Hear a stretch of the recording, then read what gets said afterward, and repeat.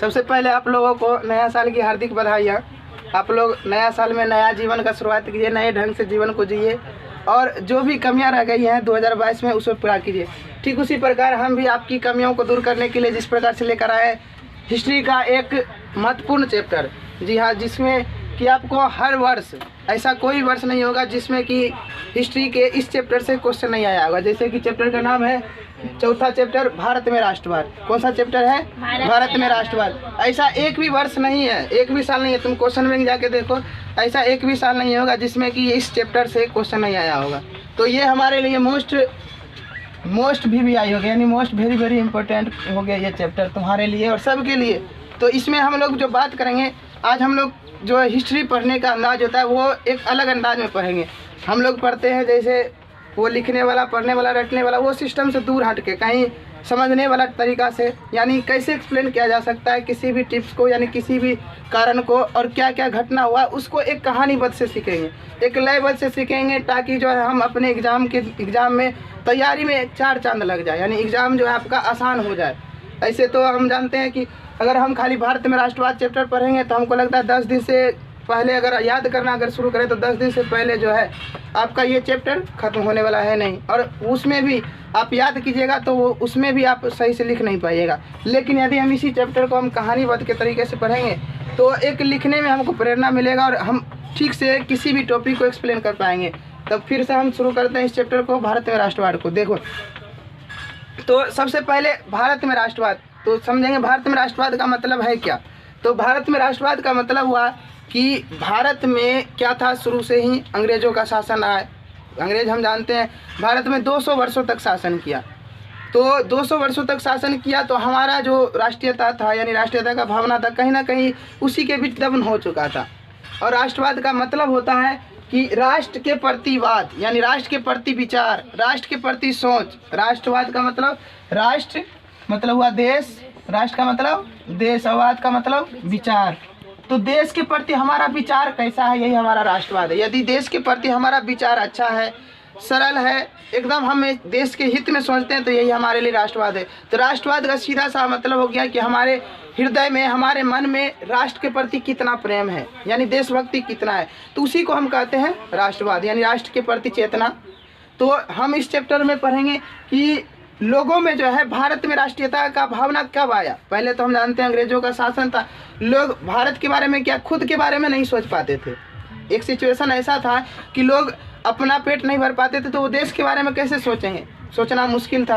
क्योंकि हम जानते हैं कि अंग्रेजों का शासन, यानी अंग्रेज हम पर उपनिवेश बना के रखा था, अपना उपनिवेश बना लिया था हम लोगों को।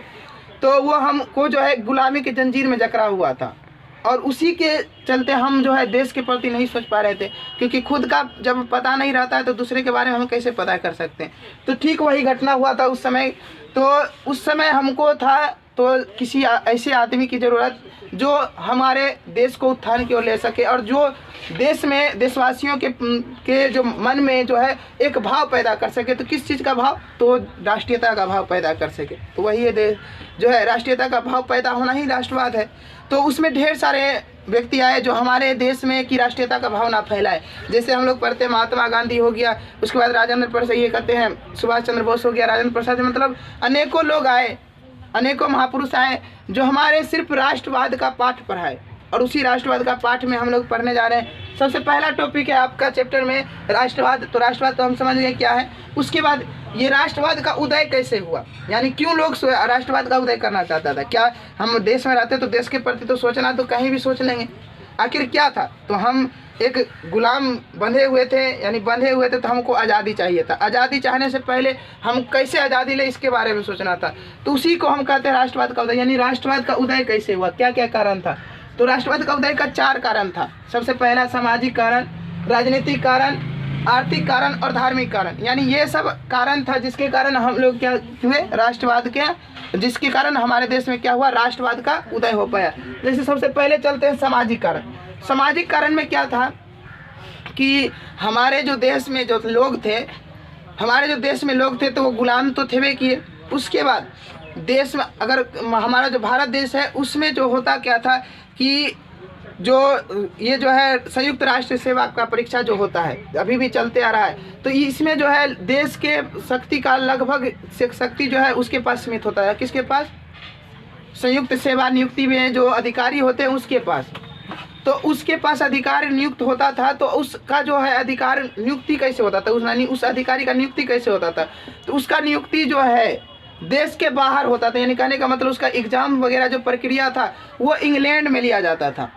यानी भारत जब इंग्लैंड का वर्चस्व था हमारा, तो हमारा तो सरकार इंग्लैंड हो गया, यानी हमारा जो शासन व्यवस्था है सारा पद्धति तो उसी के हाथ में था। तो वो अब जो चाहे वो कर सकता था। तो इसलिए वो लोग क्या था, क्योंकि हमारा जो देश का जो मेन शक्ति था, यानी देश पर अगर कोई राज्य कर सकता था तो वो तो क्या था, संयुक्त सेवा पास करने वाले जो अभ्यर्थी थे वही हमारे देश को चला सकता था। क्या कर सकता था? चला सकता था। लेकिन उसमें प्रोसेस क्या था, आखिर क्यों वो लोग नहीं चला पा रहे थे? तो कारण क्या था कि हमारे देश में तो मान लीजिए एग्ज़ाम कंडक्ट हो, मतलब एग्ज़ाम कंडक्ट होगा तभी ना। अब होता क्या था कारण कि एग्ज़ाम संयुक्त सेवा परीक्षा का वो एग्ज़ाम रखा जाता था इंग्लैंड में, और उसके बाद उस एग्ज़ाम का जो मतलब मान लीजिए वहीं पर इंग्लैंड में हो तो कोई दिक्कत नहीं, लेकिन अब उसका तिथि भी हमको नहीं बताया जाता था। तिथि कब बताया जाता था? 2 दिन 3 दिन पहले। और हम जानते हैं इंग्लैंड जाने में तो 2 दिन 3 दिन तो बहुत कम समय है, उसके बाद वहाँ जाना मतलब बहुत ज़्यादा खर्च होना है कि नहीं, जिसके वजह से यहाँ के जो अभ्यर्थी थे यानी यहाँ के जो परीक्षार्थी थे, जो पढ़ने वाले थे लोग, वो एग्ज़ाम नहीं दे पाते थे। जब एग्ज़ाम नहीं दे पाते थे तो कहाँ से हमारा अधिकारी आएगा, अधिकारी होगा? तो इस तरह से हमारा जो भारतीय अधिकारी था वो कम होते जा रहा था। और इंग्लैंड के जो लोग थे तो इंग्लैंड का भी उसमें था शामिल, यानी इंग्लैंड के लोग भी इसमें परीक्षा में शामिल हो सकते थे। तो ज़्यादातर इंग्लैंड के लोग जो है इसमें क्वालिफाई हो जाते थे, और वही हमारे देश के, और जो भी नया अधिकारी मिलता था तो इंग्लैंड का अधिकारी मिलता था। तो ये कारण था। तो हमको इस चीज़ से निजात पाना था।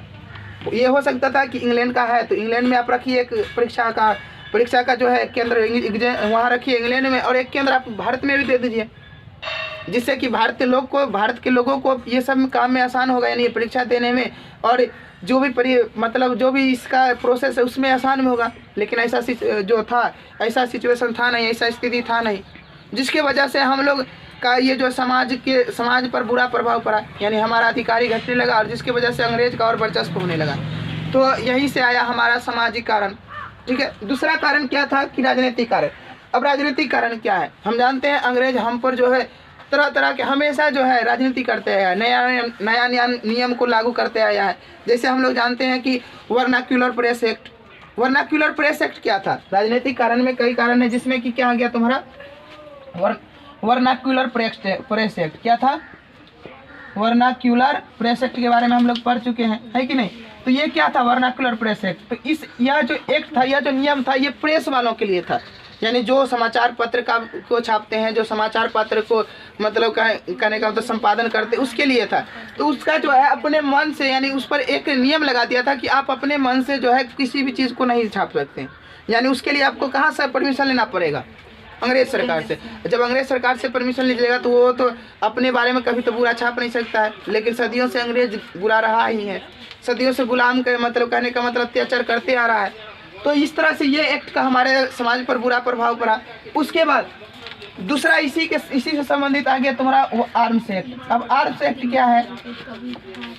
आर्म्स एक्ट क्या है? तो आर्म्स एक्ट में जो है एक नियम लाया गया, जिसमें कि कोई भी भारतीय लोग कोई भी हथियार नहीं रख सकता है। क्या नहीं रख सकता है? हथियार नहीं रख सकता है। आर्म्स मतलब क्या हुआ कि जिसमें कि जिसका क्या मतलब था कि कोई भी भारतीय लोगों को हथियार रखने पर पाबंदी था। और ये नियम किसके द्वारा लगाया गया था? अंग्रेज सरकार के द्वारा। और अंग्रेज के अधिकारी वो रख सकता है, या अंग्रेज के कोई भी आम आदमी भी वो हथियार लेके घूम सकता है, लेकिन भारतीयों को हथियार रखने पर रोक लगा। तो ये जो था तो दो अलग अलग स्थिति हो गया। जैसे हम पढ़े सामाजिक में भी क्या हुआ कि इंग्लैंड वाला के लिए तो अच्छा था, परीक्षा मतलब देना और आसान हो गया, लेकिन भारतीयों के लिए मुश्किल था। तो वहाँ से हमारा कारण आ गया कि ये तो अन्याय है, तो अन्याय जहाँ भी होगा तो उसके लिए तो न्याय चाहिए ना। तो वहाँ से फिर राष्ट्रवाद का, वहाँ से भी लोगों में राष्ट्रीयता का भावना आया कि ये नहीं होना चाहिए, इस पर जो है विरोध होना चाहिए। फिर दूसरा में हम क्या पढ़े कि vernacular press act, arm press act. तो इसमें भी वही था कि वर्नाक्यूलर में प्रेस वाला को पाबंदी लगा दिया, और आर्म्स एक्ट में सभी भारतीयों को कि कोई हथियार नहीं रख सकता है। तो ये 2 प्रकार का नीति हो गया। जब 2 प्रकार की नीति हो गया तो इसमें तो आदमी जो जो भी है तो वो तो भेदभाव करेगा ही ना, यानी कहने का मतलब उसमें तो जो भी है तो करवे करेगा मांग कि ऐसा नहीं होना चाहिए। तो इसके वजह से लोगों में जो है देश के प्रति भावना जगा कि नहीं ये गलत हो रहा है हम लोगों के साथ, कहीं ना कहीं दो नीत हो रहा है कि नहीं। उसके बाद तीसरा आया आर्थिक कारण। अब आर्थिक कारण क्या है, तो आर्थिक कारण हम लोग का जो एक तो हम लोग खुदे जो थे, ऐसा नहीं था कि हम लोग अपना से नहीं कर पाते थे, लेकिन अंग्रेज सरकार के अधीन होने के कारण अब हमारा सारा जो संपत्ति का मतलब इनडायरेक्टली वो अधिकारी हो चुका था। यानी हम कुछ भी करें प्रॉफिट उसको होता था। हाँ, क्या करें हम कुछ भी करें यानी। और उस समय था कि आर्थिक कारण का कि कहने का तो महंगाई वगैरह सब बढ़ गया था अंग्रेजों के कारण, क्योंकि टैक्स वो ज़्यादा वसूला करता था।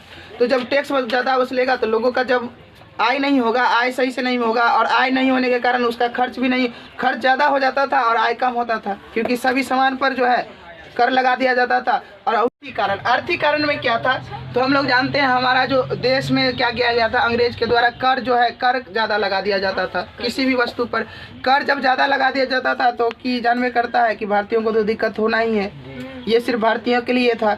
और उसके बाद कई सारे इसके बीच में क्या किया जाता था कि खास करके किसान के लिए हम जानवे करते, किसान का कई सारा इसी के विषय में आंदोलन भी किया, क्योंकि उसका टैक्स बढ़ा दिया जाता था और फसल सही से नहीं हो पाता था, जिसके वजह से उसको जबरन जो है कर तो देना पड़ता था। ये सब कई कारण थे जिसके वजह से क्या हुआ कि भारत के जितने भी लोग थे उसमें जो है एक भावना फैल गया कि नहीं हमारे साथ अंग्रेज गलत कर रहा है। और जहाँ भी ये गलत करने का नीति फैल गया तो वहाँ पर तो आंदोलन होना ही है, यानी वहाँ पर देश के प्रति सोच आना ही है। जब देश के प्रति सोच आएगा तो हम उसके लिए तो कुछ भी कर सकते हैं, है कि नहीं। मेन कारण क्या था कि हमको देश के प्रति किस तरह से लोगों को जागरूक करना, यही ना है। तो देश के प्रति वही जागरूक कैसे हुआ, जब टैक्स बढ़ गया यानी हमारे साथ अंग्रेज अन्याय कर रहा है, अंग्रेज अन्याय कर रहा है, तो उसके लिए तो हमको क्या करना पड़ेगा, हम उसके लिए तो हमको सोचना पड़ेगा ना। जब सब लोग एक साथ सोचेंगे तो इसके लिए कुछ ना कुछ तो ज़रूर होगा। और कई सारे घटना हुआ, इसके बाद कई सारा आंदोलन भी हुआ। उसके बाद आता है लास्ट में धार्मिक कारण। और धार्मिक कारण क्या है, तो धार्मिक कारण क्या था, एक तो ये सब कारण थे क्या, धार्मिक कारण में हुआ जैसे कि कई सारे धार्मिक पुरुष भी जो किसी धर्म समुदाय से रिलेटेड थे, उन सब ने भी अपने देश के राष्ट्रीयता को भावना को बढ़ाने के लिए कई सारे चीज़ लिखे थे। यानी कई सारा ऐसा मतलब बात बताया जिससे कि हम अपने देश के प्रति अच्छी सोच ला सकते हैं। जैसे उसमें नाम था राजा राम मोहन का, जैसे है स्वामी दयानंद सरस्वती का, विद्यासागर, ये सब लोग ऐसे थे कि जो कि धर्म समुदाय से जुड़े थे और हमारे देश के प्रति उन्होंने कई सारे भावना बताए, कई सारे विचार बताए, जिसके वजह से हम लोगों को आसान हो गया अपने देश के प्रति लोगों को जागरूक करना। क्या हो गया, देश के प्रति लोगों को जागरूक करना आसान हो गया। तो ये सब कारण था राष्ट्रवाद के उदय का, यानी राष्ट्रवाद का उदय का सोच कब से पनपने लगा लोगों में। तो पहला क्या पढ़े कि पहला पढ़े कि लोगों को सही से परीक्षा नहीं देना पड़ता था। यानी कहने का मतलब जब भारत के अधिकारी घटने लगे, यानी भारत के अभ्यर्थी जो है ज़्यादातर नहीं आने लगे अपने सत्ता में, तो जिसके वजह से लोगों में असंतोष हो गया। दूसरा क्या पढ़े, राजनीतिक कारण। राजनीतिक कारण में जैसे वर्नाक्युलर प्रेस एक्ट पढ़े, आर्म्स एक्ट पढ़े, और इसी तरह के कई सारे एक्ट आया उस समय, जिसकी वजह से लोगों में असंतोष फैला। तीसरा क्या था, आर्थिक कारण। आर्थिक कारण में मेनली क्या था कि कर ज़्यादा बढ़ा देना। अब कर बढ़ेगा तो लोगों में क्या होगा, लोगों में तो अविश्वास फैलेगा, असंतोष फैलेगा। फिर आगे लग गया धार्मिक कारण। धार्मिक से जुड़े हुए लोग जितने भी थे उन लोगों ने भी देश के प्रति कई सारे अच्छे विचार दिए थे, जिसके वजह से यानी जिसको कि सुनाकर लोगों को प्रेरित किया जा सकता था, है कि नहीं। तब चलो अब आगे है कि प्रथम विश्व युद्ध के कारण और परिणाम।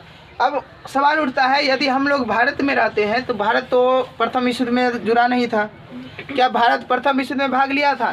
तो हमको इस चैप्टर में भारत में राष्ट्रवाद वाला चैप्टर में प्रथम विश्व युद्ध में क्यों पढ़ना पड़ रहा है, यानी इसमें प्रथम विश्व युद्ध का क्यों कारण पढ़ना पड़ रहा है। तो हुआ ये यूँ कि जो प्रथम विश्व युद्ध में तो हम लोग तो यानी भारतवासी तो सम्मिलित नहीं था, तो लेकिन इंग्लैंड सम्मिलित जरूर था। तो कहने का मतलब हम डायरेक्टली नहीं जुड़े हुए थे, लेकिन इनडायरेक्टली कैसे जुड़े हुए थे। इंग्लैंड जब जुड़ा हुआ था और इंग्लैंड हम पर अधिकार किया हुआ था, जब इंग्लैंड खुद उस पर था, क्योंकि हम क्या जानते हैं कि प्रथम विश्व युद्ध में दो अलग अलग गुट बन गया था, जिसके बीच लगभग 4 सालों तक युद्ध हुआ। जिसमें पहला कारण यही ना, प्रथम विश्व का संक्षिप्त परिचय इसी में आ गया कि प्रथम विश्व युद्ध 4 साल तक चला था ना, 1914 से लेकर कब तक, 1918 तक, 1914 से 1918 तक चला था। तो इसमें पहला चीज भारत सम्मिलित नहीं था। भारत अगर कहें बात भारत का, तो भारत सम्मिलित नहीं था। तो भारत में क्यों पढ़ना पड़ा ये चीज़, तो कारण क्या था कि हम लोग डायरेक्टली जो है उस युद्ध में नहीं थे, लेकिन हम लोग इनडायरेक्टली यानी ये जो इंग्लैंड के तरफ से यानी ब्रिटेन के तरफ से हम लोग उसका साथ दे रहे थे, यानी हम लोग उसी के तरफ से लड़ रहे थे। ऐसा क्यों? तो ऐसा इसलिए क्योंकि इंग्लैंड हम पर क्या किया हुआ था, अधिकार किया हुआ था। और इंग्लैंड हमसे वादा किया, क्या वादा किया कि आप हमारा यदि युद्ध में साथ देते हैं, क्या करते हैं, यदि आप युद्ध में हमारा साथ देते हैं, तो यदि युद्ध में अगर आप हमारा साथ देते हैं तो हम युद्ध में जीतने के बाद आपको स्वतंत्र कर देंगे। यह कहने का मतलब आप पर जितना भी हम लोग जुल्म कर रहे हैं, यानी जो भी आपका शोषण हो रहा है, उससे आपको मुक्त कर देंगे। लेकिन हुआ जब ये कारण कह दिया तो भारतीय लोग खुश हुए, और खुशी खुशी जो है वहाँ के जो भी नेता थे, नेता प्रतिपक्ष के लोग जितने भी थे, वो लोग क्या हो गए कि हाँ चलो जब ऐसा बात है तो हम लोग भी शामिल देते हैं और जिता देते हैं ब्रिटेन को। लेकिन परिणाम आया, जब इंग्लैंड वगैरह जीत गया, यानी उसका गुट जीत गया, तो परिणाम बदल गया और ज़्यादा उन लोगों ने हम पर दबाव डालना शुरू कर दिया, ठीक है ना, जिसके वजह से जो है हमारा राष्ट्रवाद, यानी कहने का मतलब हमारा देश में कई सारे आंदोलन हुए, है कि नहीं। तो ये था प्रथम विश्व युद्ध का संक्षिप्त परिचय, ठीक है, जिसमें कि हम क्या पढ़े कि भारत इसमें डायरेक्टली हिस्सा में नहीं था, लेकिन इनडायरेक्टली ब्रिटेन के तरफ से हिस्सेदारी में था। क्यों? क्योंकि उसका वादा के मुताबिक जो है हम काम किए, ठीक है। और उसके बाद देखो अब अगला कारण क्या है, कारणों के साथ भारत का अंतर संबंध। अब कारण के साथ भारत का क्या अंतर संबंध था, यानी प्रथम विश्व युद्ध जो हुआ उसके साथ भारत का क्या अंतर मतलब संबंध क्या था। तो वही बताए कि भारत वो डायरेक्टली नहीं जुड़ा हुआ था, लेकिन इनडायरेक्टली क्या कहे, इनडायरेक्टली किससे जुड़ा हुआ था, ब्रिटेन का साथ दे रहा था, है कि नहीं। क्योंकि वादा किया था ब्रिटेन वाला कि आपको मुक्त कर देंगे, जब मुक्त कर देंगे तो इसके वजह से लोग जो है शामिल तो हो गया, लेकिन बाद में वो अपना वादा तोड़ दिया, नहीं अपना आप बदल गया और ज़्यादा उन्होंने दबाव डालना शुरू कर दिया, ठीक है। फिर तीसरा है प्रथम महायुद्ध का भारतीय घटनाक्रम, यानी प्रथम महायुद्ध के समय जो है भारतीय घटनाक्रम क्या क्या हुआ। तो हम जानते हैं कि प्रथम विश्व युद्ध के दौरान जो है हमारे भारत में कई सारे घटना घटा, जैसे कि हम जानते हैं मुस्लिम लीग का स्थापना हुआ, है कि नहीं, और इस तरह का कई सारे नियम सब जो मतलब कहने का मतलब एक्ट भारत में बना, जिसमें आगे और ज़्यादा पढ़ेंगे। कई सारे आंदोलन भी थे। उसके बाद है प्रथम विश्व युद्ध का भारत पर प्रभाव क्या पड़ा।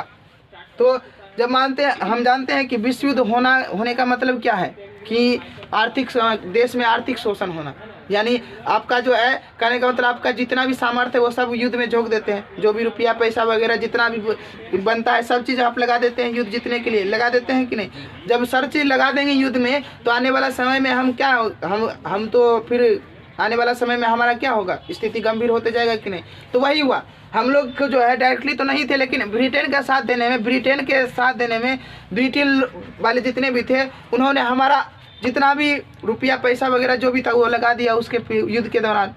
अब फिर आने वाला समय में क्या हुआ कि विश्व युद्ध तो ख़त्म हो गया, लेकिन हम लोग जो है उस संकट से उभर नहीं पाए, हम लोग महंगाई का फिर मार झेलने लगे, यानी हमारा भारत में भी महंगाई बहुत ज़्यादा बढ़ गया। क्या हो गया, भारत में महंगाई बढ़ गया, और यही था प्रथम विश्व युद्ध का भारत पर प्रभाव। महंगाई बढ़ गया तो समझ सकता है कि कितना ज़्यादा परेशानी हुआ, है कि नहीं, लोगों को खाने तक का आफत हो गया। अब आता है कि ये सब तो घटना था, और उसके बाद प्रथम विश्व युद्ध का परिणाम क्या हुआ। तो प्रथम विश्व युद्ध में परिणाम क्या हुआ कि दो दल में तो बट गया था। क्या हुआ था, दो दल में बट गया था ना लोग। तो दो दल में कौन कौन दल था, पहला था मित्र राष्ट्र और दूसरा केंद्रीय शक्ति। मित्र राष्ट्र में कौन कौन था, तो वही ब्रिटेन किस में था, मित्र राष्ट्र में। तो हम जानते हैं कि इसमें किसका जीत हुआ, मित्र राष्ट्र तो जीत गया, यानी ब्रिटेन वगैरह जीत गया। लेकिन बाद में जो वादा किया था वो वादा हम नहीं किया, यानी वो वादा को पूरा नहीं किया, पूरा नहीं किया, और कहीं ज़्यादा ही उसने क्या और ज़्यादा हम पर अन्याय करना शुरू कर दिया। जैसे कि हम जानते हैं रोलेट एक्ट। अब रोलेट एक्ट क्या होता है, तो रोलेट एक्ट में क्या था कि अंग्रेज के द्वारा लाया गया एक ऐसा नियम, एक ऐसा कानून जिसके वजह से लोगों को जो है जितने भी भारतीय हैं उन लोगों पर जो है इतना ज़्यादा जुल्म किया जाता था कि मान लो किसी को भी शक के आधार पर गिरफ्तार कर लेना, मतलब गिरफ्तार किया तो क्या, उस पर गिरफ्तार करने के बाद ये भी कारण पूछने का अधिकार नहीं था कि हमको किस वजह से गिरफ्तार कर दिया गया है, और उसको जो है जब मन हुआ जेल में बंद कर दिया, फांसी दे दिया। तो कहने का मतलब ये एक ऐसा नियम था जिसमें तो ना दलील होता था और ना मुकदमा, सीधा जाके जेल में बंद कर दिया, यानी तुम्हारा कोई अधिकार हो या ना हो, शक के आधार पर सिर्फ और सिर्फ जो है भारतीय लोगों को क्या कर लिया जाता था, गिरफ्तार कर लिया जाता था शक के आधार पर।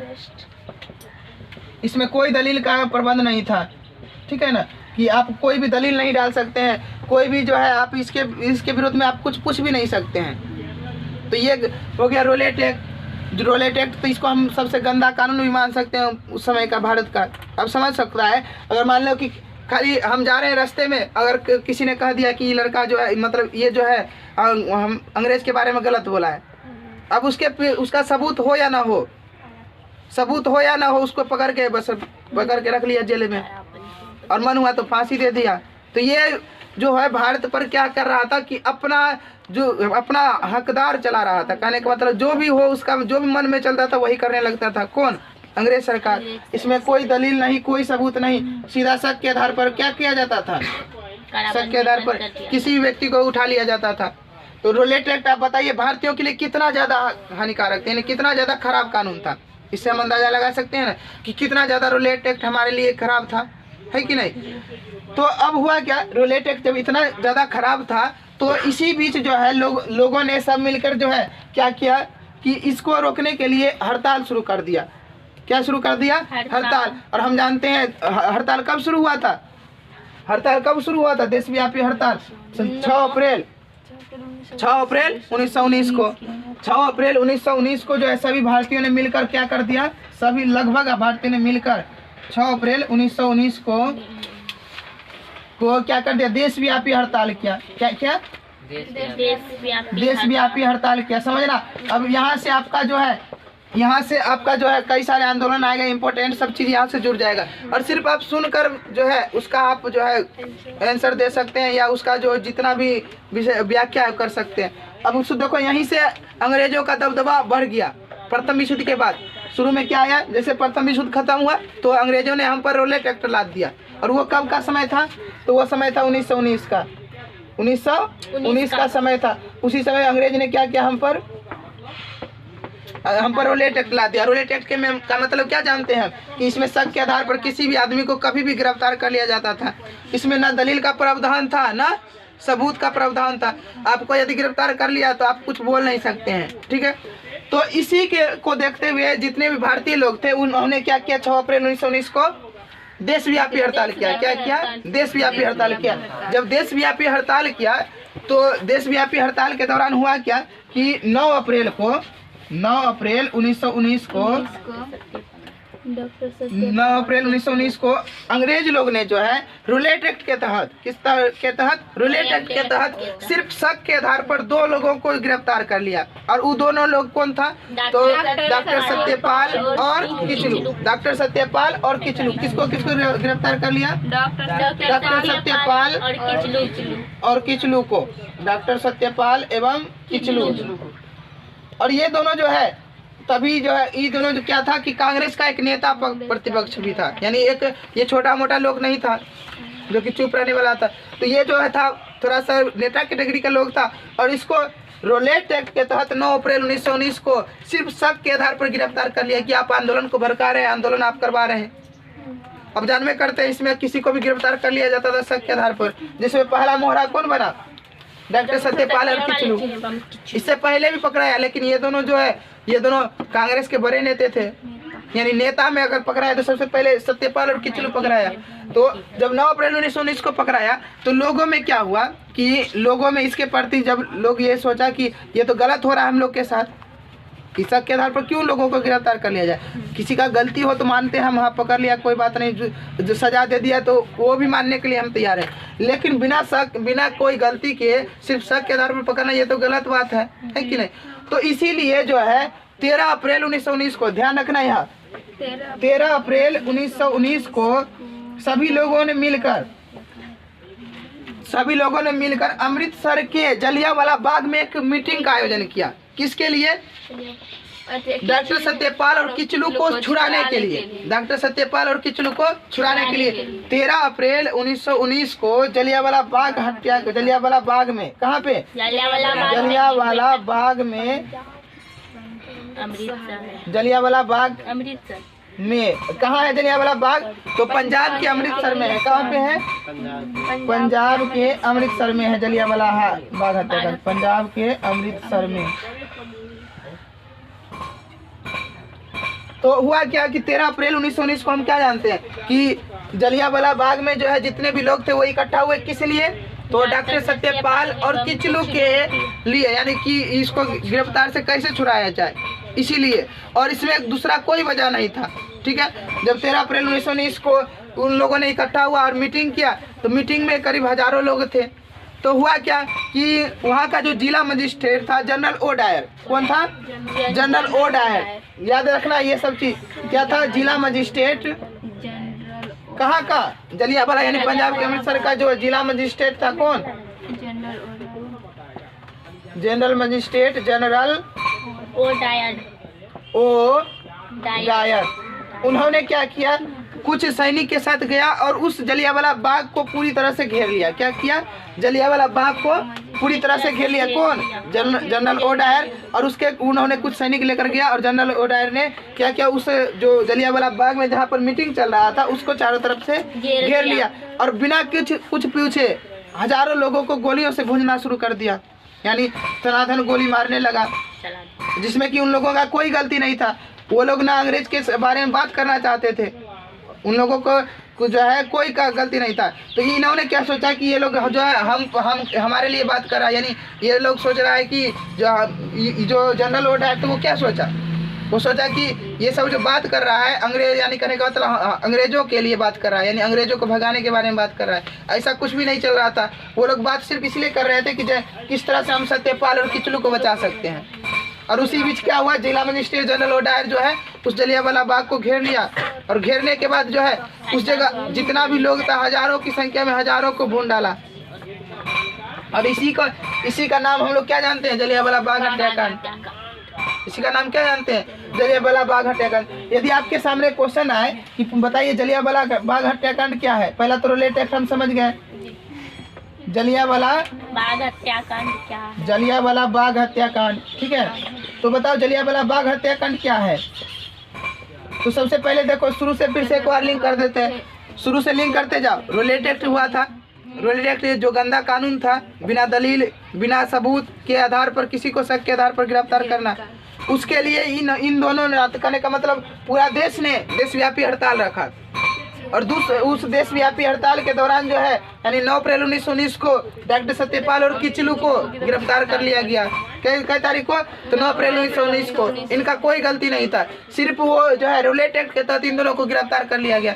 जब गिरफ्तार कर लिया गया तो 13 अप्रैल 1919 को जो देशवासी थे उन्होंने क्या सोचा कि हम कैसे जो है हम अपने दोनों नेता को आज़ाद करा सकते, कैसे हम दोनों बाहर कर सकते हैं। तो इसके लिए उन्होंने मीटिंग रखा, जलियांवाला बाग में मीटिंग रखा। तो उस मीटिंग के दौरान क्या किया, जिला मजिस्ट्रेट जनरल ओ डायर ने जो है चारों तरफ से उसको जलियांवाला बाग को घेर लिया और हजारों की संख्या में लोगों को गोलियों से मार डाला, बिना कुछ सोचे बिना कुछ समझे बिना किसी गलती के जब मार दिया। तो इसी घटना को हम क्या जानते हैं, जलियांवाला बाग हत्याकांड। कोई दिक्कत नहीं। तो देखो जलियांवाला बाग हत्याकांड हुआ, उसके बाद देखो जलियांवाला बाग हत्याकांड के बाद हुआ क्या, इसी के दौरान जो है जलियांवाला बाग हत्याकांड सब के बाद आया हमारा असहयोग आंदोलन, खिलाफत आंदोलन भी था इसी बीच। तो उसके बाद आया कौन, खिलाफत आंदोलन, उसके बाद असहयोग आंदोलन। खिलाफत आंदोलन क्या है और ये कब शुरू हुआ था, 1920 में शुरू हुआ था दोनों आंदोलन, खिलाफत आंदोलन और असहयोग आंदोलन। ठीक है, यहाँ तक हम समझ गए जलियांवाला बाग हत्याकांड तक। उसके बाद देखो क्या क्या हुआ घटना आगे। जलियांवाला बाग हत्याकांड के बाद कौन आंदोलन आया, खिलाफत आंदोलन। कौन सा आंदोलन, खिलाफत आंदोलन। और खिलाफत आंदोलन क्या था, तो खिलाफत आंदोलन क्या था, तो इसमें हुआ क्या कि अंग्रेज सरकार, भारत में तो अंग्रेज सरकार का शासन थे भी क्या, उन्होंने क्या किया, तुर्की पर क्या किया, तुर्की पर जो है तुर्की पर जो है युद्ध छेड़ दिया और तुर्की पर जीतने के बाद वहाँ पर अधिकार करना शुरू कर दिया। तुर्की पर क्या किया, अधिकार करना शुरू किया। तुर्की और ओटोमन साम्राज्य जो है वहाँ पर जो है वो अपना अधिकार स्थापित करने लगा। लेकिन तुर्की एक मुसलमान कंट्री है, क्या है, तुर्की एक मुसलमान कंट्री है, और जितना भी मुसलमान कंट्री है वहाँ के जो भी देश चलाने वाले होते हैं, यानी कहने का मतलब शासन करने वाले होते हैं, उसको क्या कहा जाता है? खलीफा कहा जाता है। क्या कहा जाता है? खलीफा। खलीफा किसको कहते हैं? तो किसके? सुल्तान को, यानी मुसलमान में मुस्लिम देश जितने भी है उसके जो राजा होते हैं, मुस्लिम देश के जितने भी राजा होते हैं या जितने भी चलाने वाले होते हैं उसी को क्या कहा जाता है? मुस्लिम देश के सुल्तान या राजा के हैं, सुल्तान या राजा या देश को चलाने वाले को हम खलीफा कहते हैं। तो हुआ क्या कि जब अंग्रेजों ने, समझो यार, जब अंग्रेजों ने किस पर अधिकार किया? तुर्की पर और ओटोमन साम्राज्य पर जब अधिकार किया तो क्या किया? वहाँ पर जो खलीफा था, जो खलीफा वहाँ का जो सुल्तान था, उसको जो है उसको हटा दिया। जो शासन व्यवस्था पर बैठा हुआ था उसको जो है पूरी तरह से हटा दिया और उसका पूरा शासन क्षेत्र जो है अपने अधीन कर लिया और उसका सारा शासन को अपने अंडर रख लिया। जब अपने अंडर रख लिया तो भारत के मुसलमान, देखो वह तुर्की में, लेकिन भारत के मुसलमान इससे प्रभावित हुए और भारत के मुसलमान यहाँ पर आंदोलन करने लगे। कहाँ पर? भारत में। और उनका मांग क्या था आंदोलन का? तो भारत के मुसलमान जो आंदोलन किए तो उसका मेन मांग क्या था कि जितने भी मुस्लिम देश हैं, देखो यहाँ पर क्या मांग था? जितने भी मुस्लिम देश हैं उसको जो है खलीफा के अधीन सौंप देना चाहिए। किसके अधीन? खलीफा। यानी उसका जो अथी है, क्षेत्र है, खलीफा को देना चाहिए। खलीफा को उसका क्षेत्र उसे वापस मिलना चाहिए। किसका ये मांग था? भारत के मुसलमान जितने भी थे उसका मांग क्या था कि जितने भी खलीफा है उसको उसका क्षेत्र वापस मिलना चाहिए। ठीक है। और दूसरा मांग क्या था? दूसरा मांग क्या था कि उसका क्षेत्र ही नहीं, जितना भी मुस्लिम देश के पवित्र स्थान है, यानी मुस्लिम के पवित्र स्थान, पवित्र जगह यानी धार्मिक जगह, मुस्लिम के पवित्र और क्या कहते हैं, धर्म स्थल, धार्मिक स्थलों का जो है, धार्मिक स्थलों पर किसका अधिकार होना चाहिए? धार्मिक स्थलों पर खलीफा का अधिकार होना चाहिए। तो ये किसका मांग था? भारत के मुसलमानों का अधिकार होना चाहिए। तो देखो फिर से एक बार रिलेट करो, खिलाफत आंदोलन में हुआ क्या? खिलाफत आंदोलन में हुआ क्या कि अंग्रेज भारत में तो उसका कब्जा थे वे, क्या उन्होंने तुर्की पर कब्जा किया। क्या किया? तुर्की पर कब्जा किया। जब तुर्की पर कब्जा किया, हम जानते हैं तुर्की के राजा को क्या कहा जाता था? खलीफा।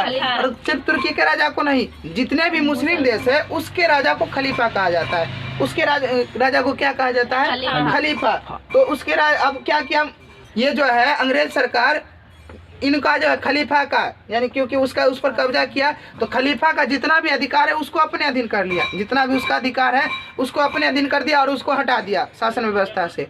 तो इसके लिए जो है, इसको देखकर भारतीय मुसलमान जितने हैं उन लोगों ने आंदोलन करना शुरू कर दिया और उसने मांग क्या रखा कि जितना भी जगह मुस्लिम देश है उन सभी जगह पर यदि अंग्रेज का शासन है तो उनका जो है शासन खत्म होना चाहिए और उसका क्षेत्र, जो मुस्लिम देश का जो सुल्तान है उसका क्षेत्र उसे वापस मिलना चाहिए। यानी खलीफा का जो है, खलीफा को उसका अपना क्षेत्र वापस मिलना चाहिए। और दूसरा क्या है कि मुस्लिम का जितना भी पवित्र स्थल है, जितना भी संरक्षक यानी धर्म स्थल है, उसका संरक्षक जो है किसको बनाया जाना चाहिए? खलीफा को बनाया जाना चाहिए। और इसी खलीफा शब्द से ही खिलाफत, यानी नाम वर्ग क्या? खिलाफत आंदोलन। खलीफा से ही खिलाफत, यानी खलीफा को क्या कर दिए? खलीफा को जो है खलीफा का अधिकार होना चाहिए, यही हो गया खिलाफत। ठीक है ना, खलीफा का अधिकार, खिलाफत। तो खिलाफत पर किसका मतलब, खिलाफत कहने का मतलब क्या हो गया कि खलीफा का अधिकार, यही खलीफा शब्द से क्या गया? खिलाफत। तो हुआ क्या, खिलाफत आंदोलन चल रहा था, ये उतना ज़्यादा सक्रिय नहीं था। भारतीय मुसलमान तो आंदोलन कर रहे थे लेकिन उतना ज़्यादा सक्रिय नहीं था। लेकिन इसी आंदोलन में जब महात्मा गांधी आ गया, कौन आ गए? महात्मा गांधी। और महात्मा गांधी का जब पदार्पण हो गया किसमें? खिलाफत आंदोलन में जब महात्मा गांधी आ गए तब ये आंदोलन चरम सीमा पर पहुंच गया, क्योंकि महात्मा गांधी एक ऐसे नेता थे जिसको कि जो है सभी लोग, यानी अंग्रेज भी उसका बात मानता था और देश का कोई भी नेता वैसा नहीं था जिसका बात, यानी जिसके बात पर अंग्रेज सरकार झुक जाए। ये अगर जहाँ गया समझो लाइन वहीं से खड़ा हो गया, यानी लाइन वहीं से शुरू हो गया। सुना है ना डायलॉग, जहाँ मतलब से क्या कहते हैं, क्या डायलॉग है कि हम जहाँ खड़े होते हैं लाइन वहीं से शुरू होती है। ठीक उसी प्रकार महात्मा गांधी का उस समय शासन था। यानी ये जहाँ पर खड़ा हुआ उस वहीं पर उसी का बात होना ही है। इतना ज़्यादा पावरफुल थे महात्मा गांधी, है कि नहीं? इतना ज़्यादा पावरफुल थे। तो ये खिलाफत आंदोलन उस समय तक मुसलमान जब तक आंदोलन कर रहा था उतना जो है सक्रिय नहीं था, लेकिन जब महात्मा गांधी आ गए तो अंग्रेज सरकार को झुकना पड़ गया और इस तरह से खिलाफत आंदोलन जो है, खिलाफत आंदोलन का मुद्दा सोल्व हो गया। खिलाफत आंदोलन का मुद्दा जो है किसी तरह जो है शांत हो गया। ठीक है ना? उसके बाद खिलाफत आंदोलन, ये तो था खिलाफत आंदोलन का बात। उसके बाद क्या हुआ? 6ठा नंबर देखो, खिलाफत आंदोलन के बाद हुआ असहयोग आंदोलन। कौन सा आंदोलन? अब देखो असहयोग आंदोलन के बारे में जानते हैं, जोड़ते जाना है सभी चीजों को। फिर आगे अगला असहयोग आंदोलन। असहयोग आंदोलन क्या था? असहयोग आंदोलन अगर हम इसका शाब्दिक अर्थ देखें, देखो स्पष्ट है इस शब्द का अर्थ। असहयोग का मतलब है, असहयोग का मतलब अ का मतलब नहीं, अ का मतलब नहीं और सहयोग का मतलब सहयोग करना। यानी हम इसका मतलब क्या हो गया? अंग्रेज का सहयोग नहीं करना। अब देखो आंदोलन जो भी हुआ था तो उस समय अंग्रेज के साथ हुआ था, तो सीधा सा मतलब हो गया कि सहयोग नहीं करना है। किसका सहयोग नहीं करना है? तो अंग्रेजों का सहयोग नहीं करना। यही बन गया सहयोग आंदोलन। देखिए आप यदि इस तरह से समझ के पढ़िएगा तो आसान हो जाएगा। टॉपिक को रिलेट करना, टॉपिक को पढ़ना, टॉपिक को समझना। तो देखिए कितना आसान शब्दों में है कि असहयोग आंदोलन क्या हुआ कि अंग्रेज का सहयोग नहीं करना, असहयोग आंदोलन हो गया। अंग्रेज का सहयोग नहीं करना, असहयोग आंदोलन हुआ। इसमें क्या क्या मांग क्या था? कोई भी देखो, कोई भी आंदोलन होता है तो उसका प्रॉपरली कुछ ना कुछ मांग होता है। क्या होता है? कोई आंदोलन होता है तो उसका मांग होता है। जैसे कि हम लोग इससे पहले भी चले पहले किसान बिल आंदोलन, किसान बिल जो हुआ था पारित, इसके बदला इसके जगह पर हुआ ना पूरा भारत में जानबे करता है कितना हंगामा हुआ, और उसका सिर्फ मांग क्या था? किसान बिल वापस होना। इसके बाद ये जो है हाल फिलहाल में एक और आंदोलन हुआ छात्रों के द्वारा। पढ़े क्या होगा कि छात्र जो है, कहने का मतलब इसे जो आया था 4 साल वाला भर्ती, जो अभी चल रहा है 4 साल वाला भर्ती, उस पर आंदोलन किया था ना। और आंदोलन में तुम देखो क्या किस तरह से होता आंदोलन।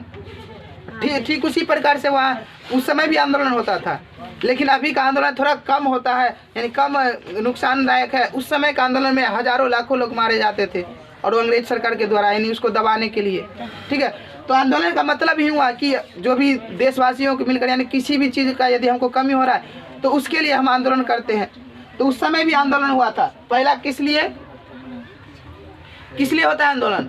तो जो भी मांग रहा था उसको पूरा करने के लिए। जैसे छात्र के द्वारा हुआ था कि 4 साल वाला भर्ती वापस होना चाहिए, तो कुछ ऐसा चीज़ है जिस पर कि सरकार को झुकना पड़ता है। जैसे किसान बिल देखिए क्या, उस पर जब आंदोलन हुआ महीनों तक चला आंदोलन, और बाद में जो है अंग्रेज सरकार को, अंग्रेज कहते हैं भारत सरकार को पीछे हटना पड़ा, यानी झुकना पड़ा किसान के आगे। लेकिन दूसरा फिर आंदोलन उसी समय शुरू हुआ। कौन? यही 1.5 साल 2 साल पहले हुआ ना। कौन सा आंदोलन? छात्रों द्वारा आर्मी वाला आंदोलन जो शुरू हुआ था अग्निवीर के भी बारे में। तो लेकिन इस पर तो सरकार पीछे नहीं हटा। तो कुछ ऐसा सिचुएशन है जिसमें कि सरकार को पीछे हटना पड़ता है, और कुछ ऐसा है यदि वो ज़्यादा उग्र नहीं है तो सरकार को पीछे नहीं हट पाता है, यानी नहीं हटता है, यानी वो अपना प्रतिज्ञा पूरा करके ही रहता है। तो इसमें देखो कितना क्षति हुआ, कितना सैकड़ों ट्रेन फूका गया था, सैकड़ों गाड़ियाँ फूका गया था, है कि नहीं, सिर्फ इस आंदोलन में। ठीक उसी प्रकार से यहाँ भी आंदोलन होता था उस समय भी। तो उस समय क्या आया? दूसरा असहयोग आंदोलन। अब असहयोग आंदोलन का भी मांग था। क्या क्या मांग था? चलो बोलो। पहला आंदोलन क्या था कि खिलाफत का मुद्दा सोल्व होना चाहिए। क्या बोला? असहयोग आंदोलन में देखो यहाँ पहला क्या था? खिलाफत का मुद्दा, खिलाफत का जो मुद्दा था उसका सोल्व होना चाहिए। ठीक है, उसके बाद दूसरा क्या था? दूसरा बताओ क्या था? दूसरा हो गया तुम्हारा कि पंजाब में जो हुआ था दंगा फसाद, यानी जलियांवाला बाग, उसके लिए जो है हमको न्याय मिलना चाहिए। पंजाब में हुए समझ गए कि खिलाफत का मुद्दा। दूसरा क्या है कि पंजाब में जो हुए आंदोलन, यानी जो आंदोलन ये हुआ था जलियांवाला बाग, सब पंजाब में हुए अन्याय, जैसे कि हम जानते हैं कौन कौन अन्याय, जलियांवाला बाग हत्याकांड, रोलेट एक्ट हुआ कि नहीं। उसके बाद पंजाब में एक और घटना हुआ था मार्शल लॉ, जिसके विषय में हम देखो पंजाब में एक और घटना कौन सा हुआ था? Martial law. मार्शल लॉ क्या है? देखो मार्शल लॉ क्या है? तो मार्शल लॉ जो था कि मार्शल लॉ अंग्रेजों के द्वारा एक ऐसा कानून लाया गया था, एक ऐसा नियम लाया गया था जिसमें कि पंजाब के लोगों को पशु के तरह व्यवहार किया जाता है, यानी पशु के तरह उसको मारा जाता था, यानी पाशविक अत्याचार होता था, पशु की भांति अत्याचार होता था। किस पर? किस पर? पंजाब के पशु के भांति इस पर क्या होता था? पशु के भांति अत्याचार होता था। और इसी पशु के भांति अत्याचार वाला नियम को ही हम क्या कहते हैं? Martial law. तो दुष्खिलाफत का मुद्दा का देखो, असहयोग आंदोलन का दो मेन मकसद था। पहला क्या? खिलाफत का मुद्दा। दूसरा, पंजाब में हुए अन्याय, कौन कौन? मार्शल लॉ और जलियांवाला बाग में हमको न्याय मिलना चाहिए। और तीसरा कारण क्या था? स्वराज की प्राप्ति। तीसरा क्या था? कि स्वराज की प्राप्ति। अब देखिए, यहीं से जो है हम अपने देश के बारे में सोचने लगे थे। यहीं से जो है हम अपने देश के बारे में सोचने लगे थे।